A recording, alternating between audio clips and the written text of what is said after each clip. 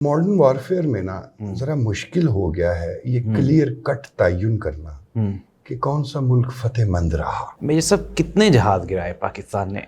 कुल हमने उनके गिराए वो 6 गिराए। जो लॉक हुए टारगेट्स वो 20 के करीब हुए, लेकिन दौराने परवाज अगर एक तैयारा गायब हो रडार से गायब हो गया वो इट हैज बीन हिट। अब तो उस तरफ से भी एतराफ आना शुरू हो गया है कि तैयारे हमारे गिरे। इंडिया ने पाकिस्तान के सिविलियन टारगेट्स को निशाना बनाया, लेकिन पाकिस्तान ने इंडिया के प्योर मिलिट्री टारगेट्स को निशाना बनाया। मॉडर्न वारफेयर में इतना महंगा और इतना जदीद तैयारा गिराने का ये वाहिद वाक़या है अब तक। यार बात सुनो, मुझे राफेल चाहिए।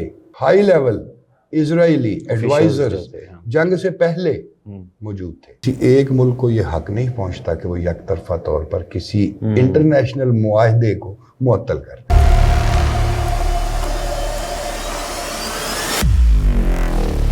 औज़ुबिल्लाहिमिनश्शैतानिर्रजीम, बिस्मिल्लाहिर्रहमानिर्रहीम। नाज़रीन, पाकिस्तान भारत की जंग हुई और फिर जंग बंदी भी हुई।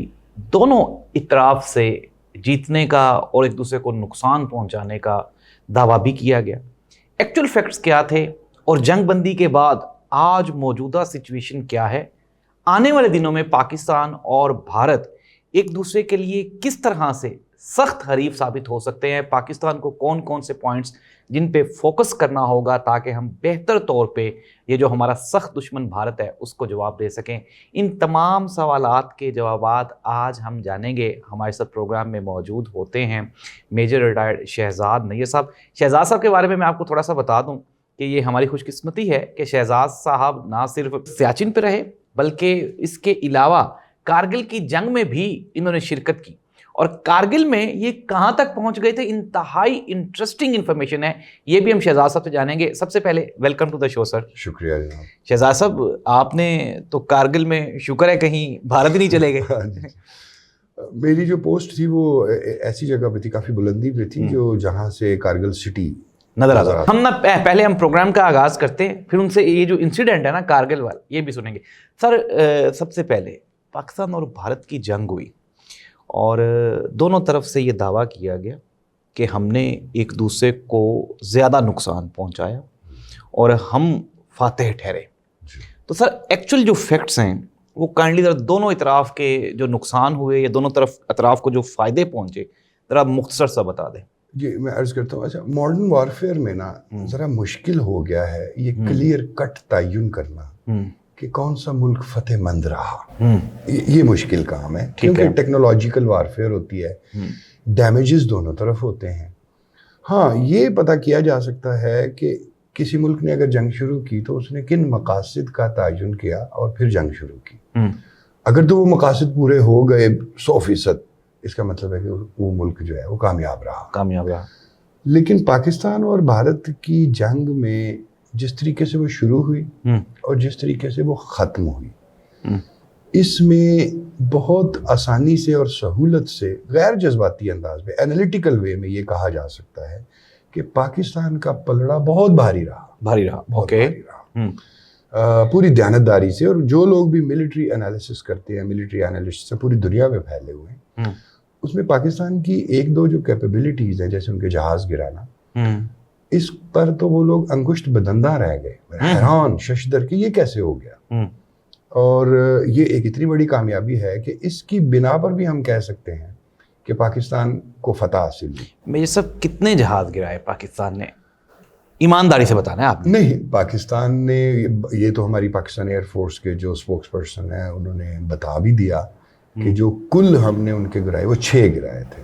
कहते 20 लॉक किए थे। हाँ जी, लॉक करने से ये मुराद होती है कि वो कुछ वक्त के लिए जो रडार पर रेंज में आते हैं और उसी लम्हे में मतलब एक डिसीजन होता है कि उस पर मिसाइल लॉन्च कर देना है। एयर टू एयर मिसाइल, यानी जो फायर भी जहाज से होता है और जाकर लगता भी जहाज को।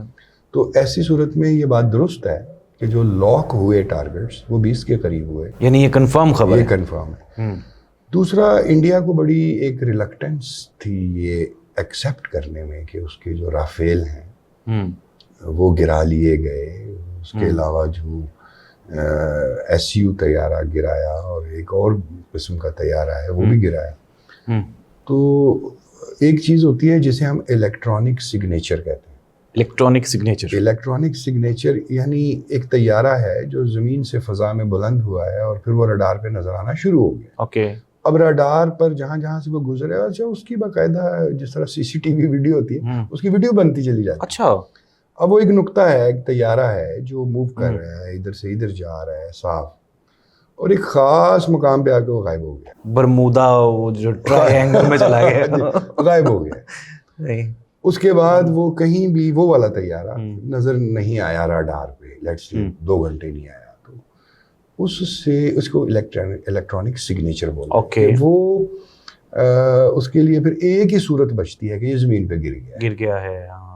اب ایک اور طیارہ ہے لیٹس سے فرضی طور پر, وہ اس نے ٹیک آف کیا ہے, راؤنڈ لگایا ہے, 30 منٹ کی پرواز کی ہے اور پھر یہ فلاں ہوائی اڈے پہ اتر گیا ہے. اب وہ رڈار سے غائب ہو گیا. اوکے. یہ بات بھی ہے, لیکن دوران پرواز اگر ایک طیارہ غائب ہو گیا, رڈار سے غائب ہو گیا, اٹ مینز دیٹ کہ وہ it has been hit and زمین پہ گراؤنڈ ہو گیا. تو اس طریقے سے ہمارے پاس الیکٹرانک سگنیچر کے بھی ثبوت موجود ہیں کہ پاکستان نے انڈیا کے طیارے گرائے.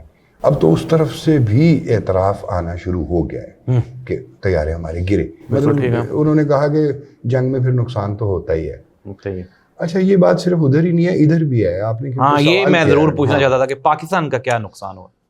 وہی بات نا کہ جب انڈیا برہموس میزائل فائر کرے گا اور ہماری ایئر بیس پہ کرے گا, نور خان ایئر بیس راول پنڈی پر ہوا, کامرا میں ہوا, حیدرآباد کے قریب جو ہماری بلار ایئر بیس ہے اس پر ہوا, ایک اسکواڈ لیڈر شہید ہوا. ہاں جی, اس کا باقاعدہ ایک فلائنگ آفیسر اور 7 عملے کے کچھ آدمی, ان کا کہاں پہ ہوئے یہ شہید؟ حیدرآباد ایئر بیس جو ہے حیدرآباد کے قریب. تو وہاں اس کو باقاعدہ قومی اعزاز کے ساتھ دفن کیا گیا, ان کی شہادت ہوئی. تو دیکھیے جب میزائلز فائر ہوتے ہیں اور وہ لینڈ کرتے ہیں, ہٹ کرتے ہیں, تو کچھ نہ کچھ نقصان تو ہوتا ہے. بالکل ٹھیک ہے. اب جو پہلی والی تھی جو انڈیا نے پہلے میزائل فائر کیے, جن میں سے بہاول نگر ہوئے, مرید کے میں ہوا, اور پھر مظفر آباد کے قریب آزاد کشمیر میں ہوا. تو یہ تو دیکھیے عام سادہ سی بات ہے کہ اگر میزائل گرتا ہے تو نقصان تو ہوتا ہے, لیکن وہ کیجویلٹیز تو سویلین کیجویلٹیز تھیں. اور یہی بات تو ہے کہ جنگ میں بھی کچھ اخلاقیات ہوتی ہیں کہ انڈیا نے پاکستان کے سویلین ٹارگٹس کو نشانہ بنایا, لیکن پاکستان نے انڈیا کے پیور ملٹری ٹارگٹس کو نشانہ بنایا. مثال کے طور پر ان کا جو ایئر ڈیفنس سسٹم تھا Su-400, اس کو ٹھیک ٹھاک نقصان پہنچا. پاکستان نے انڈیا کی ایئر بیسز پہ اٹیکس کیے. اس کے علاوہ line of control per India کی جو فوجی چوکیاں تھیں ان کو بڑی مہارت سے نشانہ بنایا. تو پاکستان نے تو ملٹری ٹارگٹس انگیج کیے, اور انڈیا نے البتہ جو شروع میں کیے وہ سویلین ٹارگٹس پہ کیے, اور اس میں اپروکسیمیٹلی 55 ہماری شہادتیں ہوئی. بالکل ایسا ہے. اور پھر بعد میں انڈیا نے ہماری ایئر بیسز پہ بھی اٹیک کیے. اچھا. اور اس میں بھی ظاہر ہے کچھ نہ کچھ نقصان. وہ آپ نے کیجویلٹیز بتائی. لیکن جو آپ نے فتح کا سوال کیا, اس مارکے میں جسے مارکہ حق یا بنیان المرصوص کا نام دیا گیا, اس میں سسٹم کی فتح ہوئی ہے پلیٹ فارم کے اوپر. اچھا. انڈیا نے پلیٹ فارم پہ بہت انویسٹ کیا, یعنی رافیل فرانس سے مہنگے ترین طیارے خریدے, لیکن پاکستان نے سسٹم پہ انویسٹ کیا. پاکستان کا جو اویکس جو ارلی وارننگ سسٹم ہوتا ہے, رڈار سسٹم ہوتا ہے, ہمارے پاس طیارے ہیں جو فضا میں اڑتے ہیں اور پوری جنگ کو دیکھ رہے ہوتے ہیں اور کنٹرول کر رہے ہوتے ہیں, خود نظر نہیں آ رہے ہوتے, وہ بہت اوپر ہوتے ہیں. پاکستان نے پھر اپنی جو air to air missile technology ہے اور ایئر کامبیٹ ہے, اس کے سسٹم کو امپروو کیا. ہمارے پائلٹوں کی مہارت, ہمارے ٹیکنیشینز کی مہارت, ہمارے راڈار آپریٹرز کی مہارت, اور پھر جو چائنا سے ہم نے PL-15 میزائل لیا اور اس کو بڑی کامیابی سے جنگ میں امپلائی کیا. ماڈرن وارفیئر میں اتنا مہنگا اور اتنا جدید طیارہ گرانے کا یہ واحد واقعہ ہے اب تک, اور وہ ایک بھی نہیں کئی. اس میں ہمارے جو ایئر چیف ہیں ظہیر الدین بابر, ان کو بھی کریڈٹ جاتا ہے اور بہت زیادہ جاتا ہے. لیکن مشہور تو وہ ہمارے وائس ایئر چیف صاحب ہو گئے. وائس ایئر چیف جی وہ تو ظاہر ہے جو میڈیا پہ سامنے آتا ہے وہ زیادہ مشہور ہو جاتا ہے, لیکن جو ایئر چیف ہیں انہوں نے اپنے پائلٹوں کو کہا, یہ بات میں نا اندرونی ذرائع سے, انہوں نے کہا یار بات سنو, ایئر فورس میں اسی طرح ہوتا ہے ایک بے تکلف ماحول, یار بات سنو, مجھے رافیل چاہیے. اوکے اچھا, یہ میں اندر کی بات بتا, ہمارے جو مجھے رافیل چاہیے اور اپنا کوئی برڈ نہیں گرنا چاہیے. یہ لوگ نا طیارے کو برڈ کا لفظ اور اپنا کوئی برڈ نہ جائے, اور مجھے رافیل چاہیے, گو ڈو اٹ.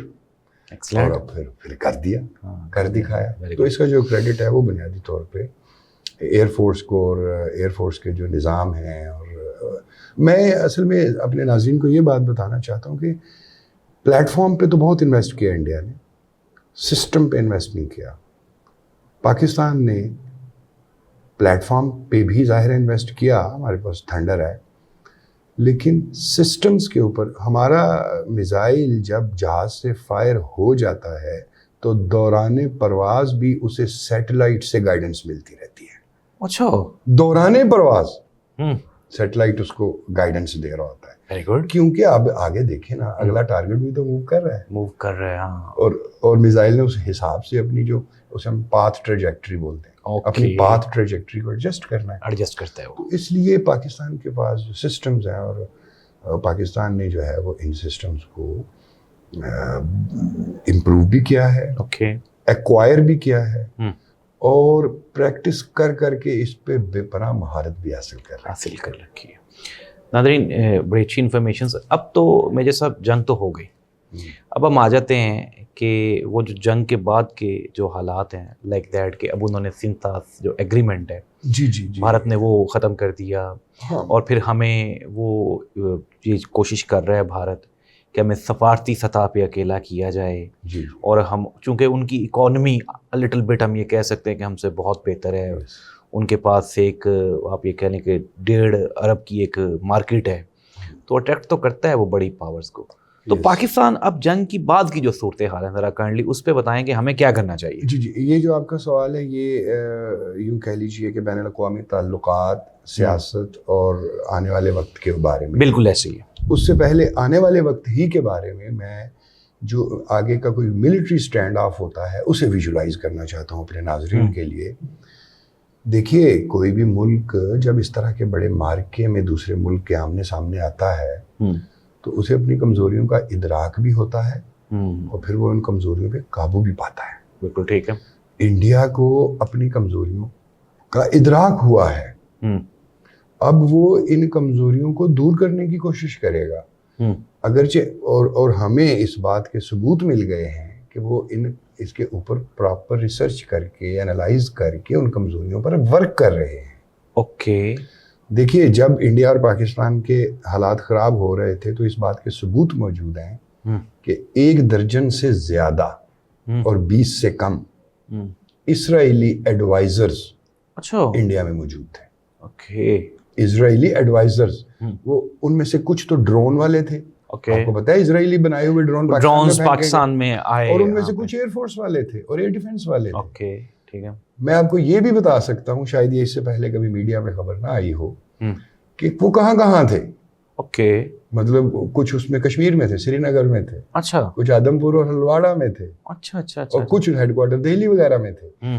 یعنی میں یہ کہہ رہا ہوں کہ 1 درجن سے زیادہ اور 20 سے کم ہائی لیول اسرائیلی ایڈوائزرز جنگ سے پہلے موجود تھے. ٹھیک ہے. اب جنگ ہو گئی, اب اس کا انالیسس چل رہا ہے کہ ہمارے سسٹمز میں کیا کیا خامیاں تھیں.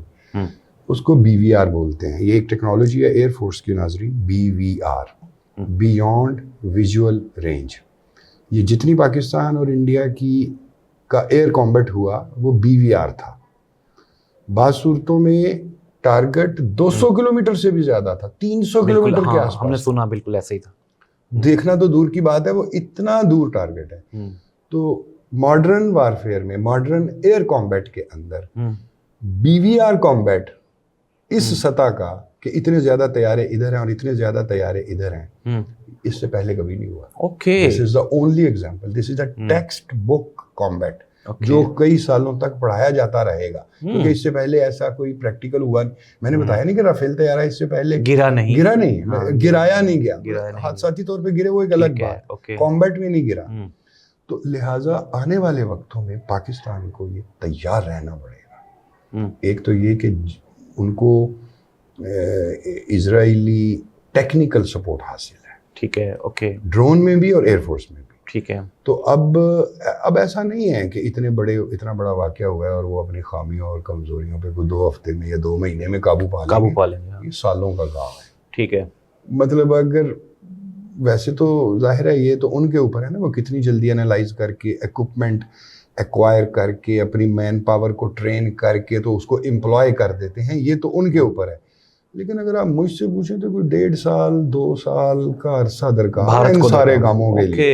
یہ نہیں ہے کہ پرسوں ہی کر دیں گے وہ. بالکل ٹھیک ہے. تو پاکستان کو اب کیا کرنا ہے, مطلب یہ تو ان کی طرف کی بات ہے. اب پاکستان کو میرے خیال میں صرف انڈین ایئر کیپیبلٹی کو ذہن میں نہیں رکھنا, اسرائیلی ایئر ایکسپرٹیز کو بھی ذہن میں رکھنا ہے. اوکے. اور کیا کیا انڈیا ایکوائر کر سکتا ہے انٹرنیشنل مارکیٹ سے. تو جس رفتار سے وہ اپ گریڈ ہوتا چلا جائے تو پاکستان کو اس سے زیادہ رفتار سے اپ گریڈیشن چاہیے. بالکل ٹھیک ہے. وہ چاہے ایکوپمنٹ کی ایکوزیشن کے بارے میں ہو, چاہے سسٹمز کی اپ گریڈیشن کے بارے میں ہو. اب سسٹم, میں بار بار ایک لفظ استعمال کر رہا ہوں, سسٹم سے مراد ہوتی ہے, ایک ہے جسے کہتے ہیں ہم ایئر ٹریفک کنٹرول جو زمین پہ ہوتا ہے. اوکے. ایک اس کے پاس بھی رڈار اور پورا ایک نظام ہوتا ہے, کمیونیکیشن سسٹم ہوتا ہے. ایک طیارہ ہے, اس کے اندر بھی ایک رڈار اور پائلٹ اور اس کے پاس بھی ایک نظام. اوکے. ایک اوپر ارلی وارننگ والا طیارہ ہے اس کا, اس سے اوپر سیٹلائٹ. اوکے. ان سب کو ریئل ٹائم اینڈ اسپیس کے اندر جوڑنا کہ بعض اوقات فیصلہ کرنے کے لیے 1 سیکنڈ سے بھی کم وقت ہوتا ہے. اوکے. تو یہ ہمارے جو سسٹم ہے وہ ماشاءاللہ بہت مضبوط ہیں. اوکے. شاید میں یقین سے کہہ سکتا ہوں, جیسے میں نے شروع میں کہا کہ انڈیا نے اگر پلیٹ فارم پہ انویسٹ کیا تو پاکستان نے سسٹم ڈیولپمنٹ پہ, تو ہمارا جو سسٹم ہے وہ بہت بہتر ہے اور اسے مزید بہتر آنے والے دنوں میں ہمیں کرنا پڑے گا. سر دوسرا جو میرا سوال تھا کہ سنتاز ایگریمنٹ ہے, بھارت کے پاکستان کے خلاف سازشیں ہیں, تو سفارتی سطح پہ پاکستان کو کس طرح سے ورکنگ کرنی ہوگی؟ اچھا, ابھی جو انٹرنیشنل سچویشن خاص طور پہ مڈل ایسٹ کی سچویشن چل رہی ہے اور اس میں امریکن انوالومنٹ ہے, عرب ورلڈ ہے, ٹرکی ہے, ان سب کی سچویشن کو ملا جلا کے جو میں یہ کہوں, اس ساری صورتحال میں بھارت اپنے لیے کوئی سفارتی جگہ حاصل نہیں کر پایا. یعنی ڈپلومیٹک سپیس جسے کہتے ہیں وہ نہیں حاصل کر پایا. یورپ میں بھی گئے, وہ امریکہ میں بھی گئے, لیکن کوئی فائدہ, کوئی اسٹیٹمنٹ نہیں آئی. دوسرا یہ کہ اس اسرائیل ایران کانفلکٹ میں بھارت کوئی کلیئر کٹ سٹانس نہیں لے سکا. آنے والے دنوں میں مجھے لگتا ہے کہ ایران میں اور بھارت میں دوریاں ہوں گی اور پاکستان اور ایران میں نزدیکیاں ہوں گی. ٹھیک ہے. اور شاید ایک گرینڈ ڈائلاگ کے نتیجے میں ایران سے پابندیاں بھی ہٹ جائیں, یہ میں آج آپ کے پروگرام میں پریڈکٹ کر رہا ہوں. ٹھیک ہے. اور ایران سے تیل جو ہے وہ بڑی مقدار میں ایکسپورٹ ہونا شروع ہو جائے. ہو سکتا ہے IPI پہ پھر کام شروع ہو جائے, جو ایران پاکستان پائپ لائن ہے. اس میں انڈیا شامل تھا نہیں ہے, وہ بات کی بات ہے, نام اس کا IPI تھا, تو یہ بھی ہو سکتا ہے. تو انڈیا جو ہے, مجھے تو اس وقت انڈیا سفارتی تنہائی کا شکار لگ رہا ہے, پاکستان نہیں. یہ میں ریئلسٹک بات کر رہا ہوں, غیر جذباتی. بالکل ایسے. اب آتے ہیں پاکستان پہ. سنتاز معاہدے کو یک طرفہ طور پر سسپینڈ کر دینا, یا اسے کہتے ہیں ہیلڈ ان ابینس, معطل کر دینا, اس پر فیصلہ دیا ہے ایک پرماننٹ کورٹ آف آربیٹریشن ہوتی ہے, PCA, permanent court of arbitration. اس نے ابھی کل ہی یہ فیصلہ کیا ہے کہ کسی ایک ملک کو یہ حق نہیں پہنچتا کہ وہ یک طرفہ طور پر کسی انٹرنیشنل معاہدے کو معطل کر دے. تو یہ پاکستان کی کامیابی ہے اور بھارت کو اس سے دھچکا لگا ہے. پاکستان کے خلاف بھارت کے پاس واٹر ویپن موجود ہے. اس کو بھی عام لوگ یہ سمجھتے ہیں کہ شاید بھارت کے پاس کوئی بٹن ہے, وہ بٹن دبائے گا اور شٹر گر جائیں گے اور دریا کا پانی رک جائے گا. بھائی ایسے نہیں ہوتا. دریا کے پانی کو روکنا کئی سالوں کی پلاننگ کے بعد ممکن ہو پاتا ہے. جتنے بھی اس نے ڈیمز بنا رکھے ہیں, بگلی ہار ڈیم ہے یا دیگر جتنے بھی ہیڈ ورکس وغیرہ بنائے ہیں, ان میں ایک لمیٹڈ کیپیبلٹی ہے, زیادہ کیپیبلٹی نہیں ہے. لہٰذا سندھ طاس معاہدے کو معطل کر دینا بھارت کی ایک سیاسی چال ہو سکتی ہے, یا ایک پولیٹیکل سٹیپ تو ہو سکتا ہے اپنی انٹرنل کنزمپشن کے لیے, اپنے ملک کے لوگوں کو بتانے کے لیے. لیکن اس کی جو پریکٹیکل آن گراؤنڈ امپلیمنٹیشن اور پاکستان کو پہنچنے والا نقصان, وہ ابھی کوئی آج کل پرسوں ترسوں کی بات نہیں, وہ بہت بعد کی بات ہے. وہ بھی اگر اس پہ وہ عمل کرے. البتہ پاکستان کو اپنی سفارتی جنگ, اپنی بین الاقوامی قوانین کی جنگ, وہ سندھ طاس معاہدے کے اوپر لڑنی ہے, اور وہ پاکستان لڑے گا. یہ تو ہو گئی یہاں تک کی بات. لیکن ایک تھنکنگ مائنڈ کے طور پہ, ایک تفکر کرنے والے شخص کے طور پہ میں یہ سمجھتا ہوں کہ آنے والے جو سال ہیں, لیٹ سے 10 سال کے بعد پاکستان میں واٹر شارٹیج جو ہے وہ زیادہ ہو جائے گی. ابھی بھی ہے لیکن زیادہ ہو جائے گی. ہمیں اپنے دریاؤں کے پانی کو بہت بہتر مینیج کرنے کی ضرورت ہے. جب ہم یہ مینیج نہیں کر پائے اچھے طریقے سے, تو انڈیا کے پاس ایک لیور آ گیا ہے, جس لیور کو وہ استعمال کر سکتا ہے آنے والے وقت میں. تو ہمیں خشک سالی سے بچنے کے لیے, پاکستان میں واٹر ریسورسز کی کنزرویشن کے لیے, بیٹر یوٹیلائزیشن کے لیے, ایگریکلچر پرپز کے لیے یا پاور جنریشن پرپز کے لیے, دونوں پرپزز کے لیے پاکستان کو ڈیم بنانے پڑیں گے. پاکستان کو مونسون واٹر کو ذخیرہ کرنے کا انتظام کرنا پڑے گا, جو کہ نہیں ہے ہمارے پاس. تو اس کے لیے سندھ طاس معاہدے پہ ذاتی طور پہ میں سمجھتا ہوں کہ کوئی اتنا پریشان ہونے کی ضرورت نہیں ہے. یہ ایک انٹرنیشنل ڈپلومیسی کی لڑائی ہے, یہ ایک انٹرنیشنل لا کی لڑائی ہے, یہ ایک پولیٹیکل لڑائی ہے, اور اس میں انشاءاللہ پاکستان لڑے. اچھا میجر صاحب, ایک جو سوال ہے نا, ہماری کوشش تھی کہ ہم غیر سیاسی رہتے ہوئے گفتگو کر لیں, کہ بجٹ ایلوکیشن کی جب بات آتی ہے نا, تو ایک بہت بڑا پاکستان آرمی کے اوپر بڑا کرٹیسائز کیا جاتا ہے کہ یار نا اتنے % بجٹ کھا گئے. لیکن آپ کی باتیں سن کے نا, تو کم از کم وہ کنسیپٹ لوگوں کے کلیئر ہوئے ہوں گے کہ یار ہمارا مقابلہ بھارت کے ساتھ ہے. جس طرح آپ نے ابھی سسٹم کی بات کی, آپ نے ابھی اکوپمنٹس کی بات کی, پھر آپ نے ابھی جو ہے اپ گریڈیشن کی بات کی, تو ان ساری چیزوں پہ پیسے تو خرچ ہونے ہیں. ہماری قوم کو کائنڈلی تھوڑا سا گائیڈ کر دیں کہ یہ سین ہے کیا. اچھا, میں ایک ذمہ دار پاکستانی ہونے کی حیثیت سے یہ کہتا ہوں کہ اقبال کا مصرع ہے کہ ہے جرم ضعیفی کی سزا مرگ مفاجات. مفاجات کا معنی ہوتا ہے اچانک, آل آف اے سڈن. اب مرگ مفاجات کا مطلب ہے اچانک موت. مطلب ایک آدمی جو ضعیف ہے اس پر تو کوئی ملک چڑھ دوڑے گا. تو وہ کہتے ہیں defence is the best offence. آپ اگر کسی دوسرے ملک کی جارحیت سے محفوظ رہنا چاہتے ہیں تو آپ اپنے دفاع کو مضبوط رکھیں, ورنہ یہ کوئی ملک نہیں دیکھا. اب امریکہ نے ایران پر اٹیک کیا ہے اور اپنے جو سب سے خطرناک اور خوفناک بم ہے وہ گرائے ہیں. بالکل ایسا ہی ہے. تو اس نے کیا کوئی سلامتی کونسل سے منظوری لی؟ قطعاً نہیں. کیا اپنے ہی ملک کی کانگریس سے کوئی منظوری لی؟ نتھنگ. نہیں لی, بس گرا دیے. اب روتے رہو, کہتے رہو انٹرنیشنل لا تو UN چارٹر تو بات کرتے رہو. ایٹم بم پھینک دیا تھا انہوں نے ہیروشیما ناگاساکی. پاکستان نے اپنے آپ کو اتنا مضبوط کرنا ہے دفاعی طور پر کہ دوسرا ملک 10 بار سوچے اٹیک کرتے ہوئے.